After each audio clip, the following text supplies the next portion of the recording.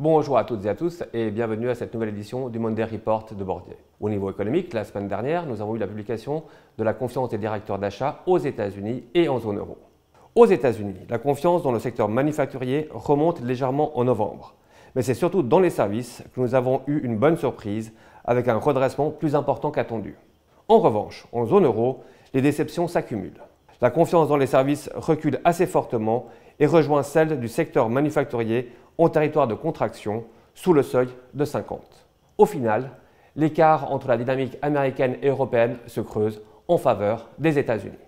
Les déceptions sur le plan économique en zone euro ont poussé les taux de 10 ans souverains en Allemagne à la baisse de 10 points de base. Par conséquent, les prix des obligations remontent de 0,9% en zone euro.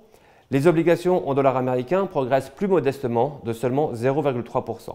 Le creusement du différentiel de taux en faveur du dollar fait que ce dernier se renforce et s'apprécie de 0,8% sur la semaine. Les actions aussi remontent après la pause de la semaine précédente, plus 1,7% aux États-Unis et environ plus 1% en Europe et en Suisse. L'or rebondit également fortement de plus 5,2% après la prise de profit enregistrée la semaine précédente. Cette semaine, l'attention se portera sur la publication aux États-Unis de l'inflation PCE et en zone euro de la publication de l'indice des prix à la consommation. En termes de titres recommandés, nous avons ajouté la société américaine industrielle Emerson sur notre liste satellite américaine.